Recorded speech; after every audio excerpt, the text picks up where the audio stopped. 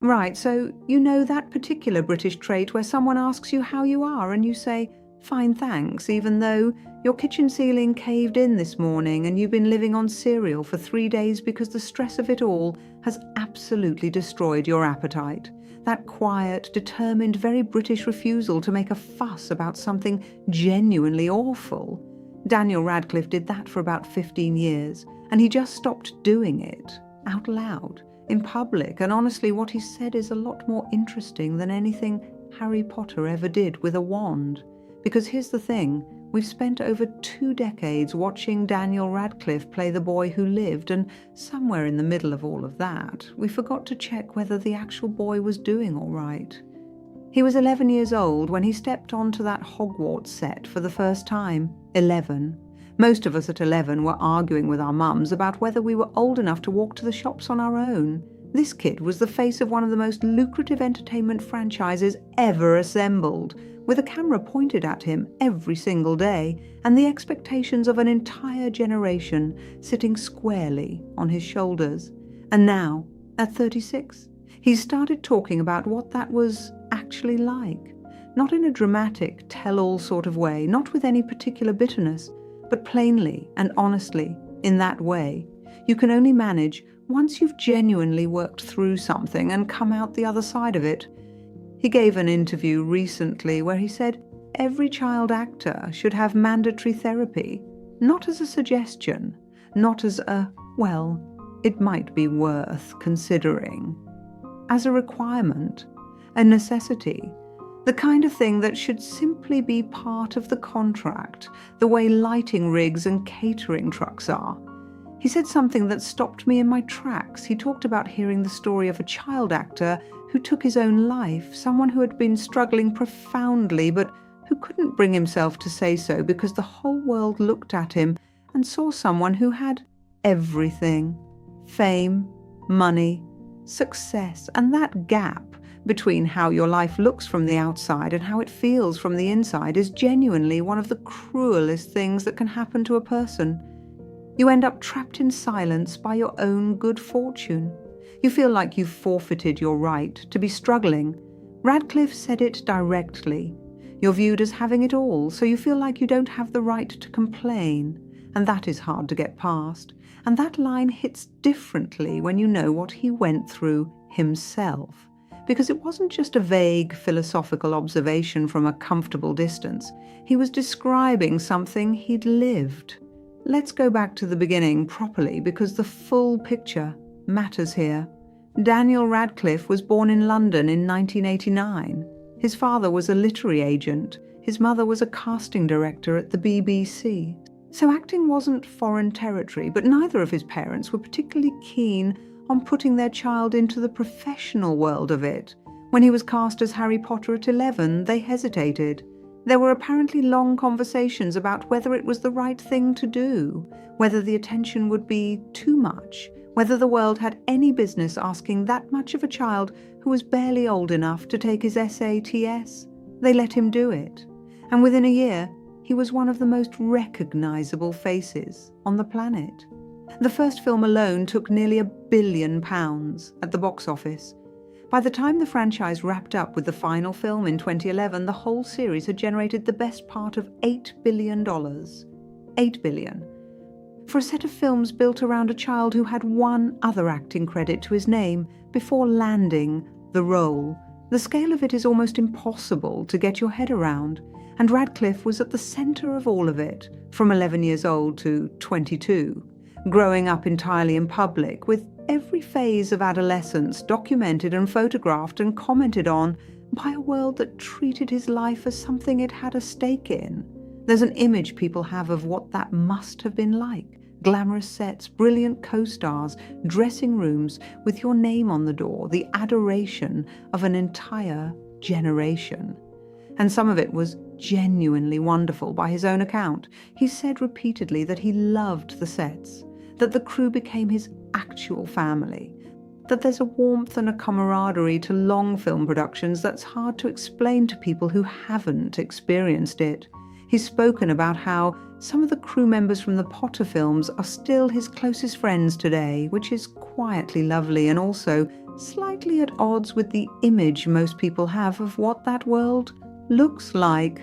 But the other side of it, the side that doesn't make it into the making of featurettes, that's where it gets complicated.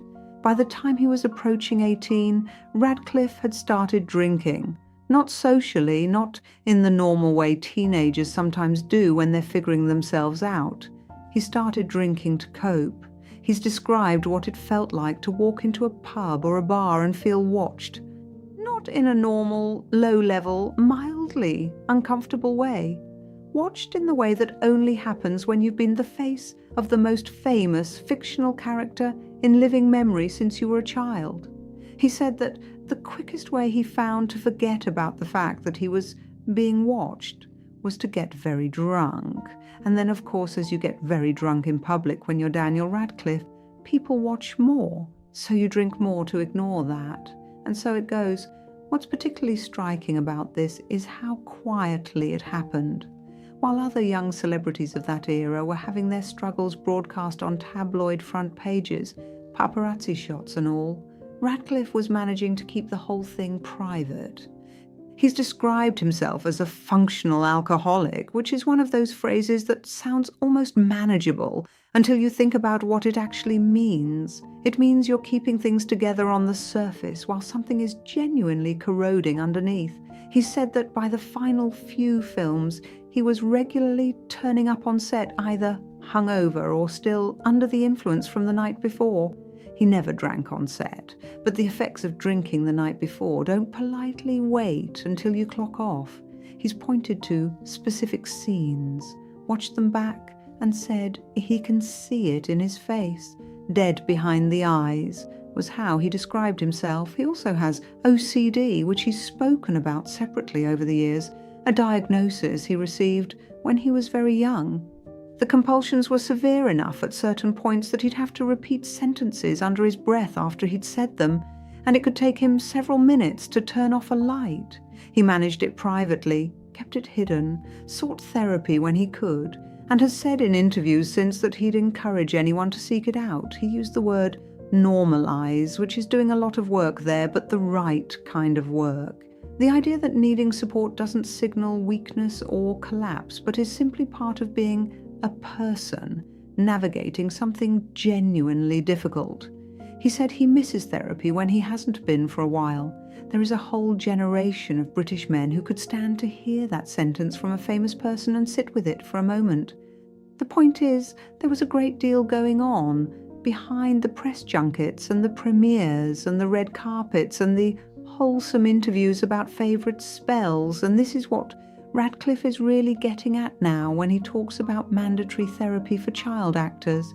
He's not just speaking in the abstract. He's speaking as someone who needed it and didn't have it, and who by his own admission got lucky that things didn't turn out worse. He said the 2000s in England simply weren't a time when anyone was thinking that way.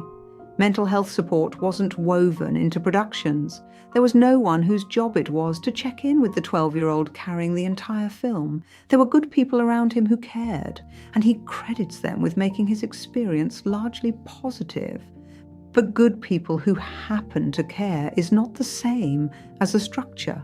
It's not a system, and it relies entirely on luck, which is not an acceptable foundation for an industry that routinely puts children into extraordinarily high-pressure situations. Think about what that pressure actually looks like on a practical, day-to-day basis. Every time the cameras rolled on a Harry Potter set, Daniel Radcliffe was simultaneously being a child and being a commodity. He was trying to act and learn and work with extraordinary professionals, while also being the vessel through which a studio was generating billions of pounds. Nobody sat down and explained that to him. Nobody could have, really. You can't translate that scale of expectation into language an 11-year-old can fully process. What you can do is make sure that when the weight of it starts to accumulate, and it will, that child has somewhere safe to put it. someone who is trained to help them carry it. That is what Radcliffe is calling for, and it is, frankly, embarrassing that it isn't already standard practice across the entire industry. He quit drinking in 2010 after the final film wrapped. It wasn't a clean break. He relapsed in 2012, got into trouble at a bar in New York, recommitted to sobriety, and has remained sober since. He's talked about it with a lot of candor over the years, more than most people would, and there's something generous in that. He didn't have to. He'd have been perfectly within his rights to say it was private and leave it there. But he kept talking because he understood that talking about it mattered. That if someone who looked from the outside like they had everything could end up in that position, then the conversation about what this industry asks of its youngest workers was one worth having loudly. He's described the logic of a relapse in a way that is genuinely illuminating. The first time he got sober, it was in the immediate aftermath of the film's ending. The second time he fell back into it, he said it was connected to a panic about what came next, the fear of being forgotten, the fear that without Harry Potter there wasn't a reason for anyone to pay attention anymore. And that is a very specific psychological trap that child actors fall into with a regularity the industry consistently refuses to acknowledge. When a child's sense of worth and identity gets bound up in a role, particularly one they've played for 10 years, stepping away from it doesn't feel like freedom. It can feel like disappearing. Nobody built in any support for that transition either. Nobody had a plan for what Daniel Radcliffe was supposed to do with himself once the cameras stopped rolling on the franchise that had defined his entire public existence. He had to work that out largely on his own. He's a different person now in every visible way. He's sober. He's got a son. He's been doing theatre on Broadway and winning Tony Awards, which, if you ask me, is one of the more quietly triumphant second acts in recent entertainment history. He won his Tony for Merrily We Roll Along, of all things, which is a Sondheim musical about dreams and disappointment and the passage of time. Make of that what you will. He ran on coffee and cigarettes for years, quit smoking, and somewhere along the way became what he cheerfully described as a cliché of a former alcoholic by developing an intense gym habit instead. He does weights, circuit training, cardio. He wakes up early now because his 2-year-old doesn't give him any choice. He relearned how to read, which is a detail he's mentioned that I find oddly moving. He said drinking took away his appetite for reading, which had been one of his great pleasures as a teenager. When he got sober, he got it back. It's such a small, specific human thing to lose and find again. And then there's the HBO Harry Potter situation, which is where this all loops back into something a bit more present tense. Warner Brothers are rebooting the whole franchise as a television series on HBO. 7 books, 7 seasons, the idea being that this time you actually get to see everything that the films had to cut. The new Harry Potter is an 11-year-old boy named Dominic McLaughlin. Ron Weasley is being played by Alistair Stout. Hermione by Arabella Stanton. The show is set to premiere in 2027, and Radcliffe, who has spent a good portion of the last 15 years very gently but very consistently trying to build an identity outside of Harry Potter, has handled the whole thing with a degree of emotional intelligence that is, frankly, more than anyone was required to bring to it. He wrote Dominic McLaughlin a letter, not an open letter, not a social media post, an actual letter, sent privately to an 11-year-old boy who is about to go through the exact same experience Radcliffe went through at the exact same age, in a world that is even more saturated with attention and commentary and the very particular cruelty of internet opinion than it was in 2001. McLaughlin sent a sweet note back. Radcliffe said he told him he hoped he'd have a great time, and an even better time than he did, that he'd had a wonderful experience, but he wanted this kid to have a better one. He said when he sees photographs of the new cast, he just wants to hug them, because they look so young, because he knows what young looks like at that age, and he knows what's coming, and he wants them to be okay in a way he sometimes wasn't. He also said something pointed about what the rest of us can do. He's noticed that a lot of people online in the weeks since the new cast was announced have been rallying around the idea of protecting these children. Lots of very sincere declarations that we must look after them and be kind to them, remember they're kids. And Radcliffe said, essentially, if you mean that, the single most useful thing you can do is stop asking the new Harry about the old Harry. Stop asking Emma Watson and Rupert Grint to comment on every decision the show makes. Stop making this cast feel like they're living in the shadow of people who came before them, before they've even had a chance to begin. Rupert Grint, for his part, wrote his own letter to the boy playing Ron Weasley, Alistair Stout, to pass the baton over. Said he just wanted to wish him well, said he'd had so much fun stepping into that world, and hoped the new cast would feel the same. There's something genuinely touching about that. These are adults who went through something genuinely unusual together, and they're now watching a new set of children walk through the same door, and the instinct is to reach back and hold it open a little longer for them. Not to linger in the doorway, but to make sure the passage is slightly easier than it was. He was quite direct about it. He said he doesn't want to be a weird, spectral phantom in these children's lives, which is a very Radcliffe way of putting it, and also just an accurate description of what happens when a generation is constantly held up as the benchmark against which new work is measured. It's not fair to the new cast, it's not useful for anyone, and it's not actually a form of care, even if it feels like one. He also punctured what he called a pet misconception about the original films. There's an image in people's minds of young Daniel, Emma, and Rupert being gently mentored by Dame Maggie Smith and Alan Rickman between takes. This idea that they were being shaped and guided by the most distinguished actors of a generation. Radcliffe said, quite affectionately, that this is not what happened. Maggie Smith wasn't coming in to give him advice on how to grow up. That wasn't her job. She showed up. She was extraordinary at what she did.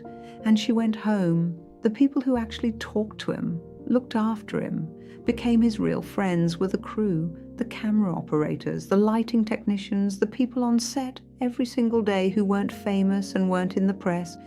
That's who he's still close to now. That's where the actual human warmth lived. There's something in that worth sitting with. We build these narratives around creative industries where the magic happens between the famous names, and the reality is that it's almost always the people whose names don't appear on posters who hold everything together. Radcliffe clearly knows that, and passing that knowledge on to the new cast quietly in a letter seems like a more genuinely helpful act than anything a more famous person could have offered. He also said he learned as he went, and that he looks back on his early performances now with a lot more kindness than he used to. That he used to cringe at himself in the early films, but that with distance he can see what he was doing more clearly and be less hard on himself about it. That's a very specific kind of maturity, the sort that takes a while to arrive. You have to actually stop being embarrassed first. And embarrassment, for people who grew up publicly, takes a very long time to wear off. Now, the question that nobody in the mainstream entertainment press wants to really sit with is what this all tells us about an industry that is about to ask 3 more 11-year-olds to go through some version of the same experience. Because the conversation Radcliffe is having and the things he's saying about mandatory therapy and structural support and the particular cruelty of being told you have no right to struggle because you're living someone else's dream, that conversation is urgent right now in a way it perhaps wasn't before. The Harry Potter franchise is about to become something even bigger than it was. The series is being described by HBO executives in terms that suggest they believe it will be one of the largest television events in the history of the platform. That might be true. Harry Potter as a property has sold over 600 million books, and the films grossed close to 8 billion at the box office. The audience exists, the passion exists, the expectation exists, and somewhere inside all of that enormous commercial machine are 3 children who have recently been handed a role that will define how the world sees them for the rest of their professional lives. Radcliffe started drinking at 18. His OCD was diagnosed much earlier, and he managed it largely alone for years. He had, by his own account, good people around him. He was lucky, and he is explicitly saying that luck is not good enough, that the industry cannot keep relying on talented children being fortunate enough to land on a set where the crew happen to be decent and attentive and kind, that there has to be something designed, not improvised, built into the structure of how these productions work. He suggested that therapy should start before a child actor needs it, not as a crisis response, not as something that gets brought in when things go wrong, as a normal, expected, routine part of the experience from day one, so that when things do get difficult, and in an environment like that they almost certainly will, the young person already has the language for it, already has the tools, already knows how to say, "I'm not fine," without it feeling like a confession or a failure. This is not a complicated idea. It's also not yet common practice. And given that the entertainment industry is about to put 3 children at the center of one of the most watched television productions in years, the gap between that idea and that reality matters quite a lot. What Radcliffe has done in this round of interviews is something fairly rare. He's been honest without being dramatic. He hasn't positioned himself as a victim. He hasn't written a book about how awful it all was. He said, clearly and without self-pity, that there were real difficulties, that he got through them, that he had help and was lucky, and that the next generation of children doing this should have more than luck to rely on. He said it while simultaneously writing a warm letter to an 11-year-old boy and rooting for him to be better than he was. That's actually quite a good way to move through the world, to carry what you've been through, honestly, use it for something useful, and then get out of the way and let someone else have their go at it. There will be people who look at Daniel Radcliffe's life, the money in his account and the Tony Award on his shelf, and the career that has genuinely expanded in interesting directions since Potter ended, and conclude that he doesn't have much to complain about. And there's a version of that observation that is almost the exact point he's making. That perception, the idea that visible success cancels out internal struggle, is precisely what makes it hard for young people in high-pressure environments to ask for help. The conclusion that someone with a great job and a full bank account has forfeited their right to be struggling is both very common and very dangerous. There's also something worth noting about the way he's talked about his own past work. He used to watch himself in the early Potter films and cringe. He said so multiple times. The gap between what you were doing at 12 and what you understand about acting at 36 is enormous. And for most actors, that gap stays private. For Radcliffe, it exists on 8 wildly successful films that people rewatch constantly and feel deep ownership over. That's a particular kind of exposure. To have your learning curve be a cultural artifact. To have your most embarrassing, uncertain, still figuring it out moments be somebody else's cherished childhood memory. He says he looks at it with more kindness now, and that's not a small thing to have arrived at. That's the kind of relationship with your own past that takes genuine work to build. He's not asking for sympathy. He's asking for a system. There's a meaningful difference between those two things. One is personal, one is structural, and only one of them can actually change anything going forward. And that, 25 years after a slightly scruffy, wide-eyed boy first pushed a trolley through a wall at King's Cross and stepped into the most famous story of a generation, is the most interesting and most useful thing Daniel Radcliffe has said publicly. The boy who lived grew up, and he's clearly decided to be completely honest about what that actually looked like from the inside.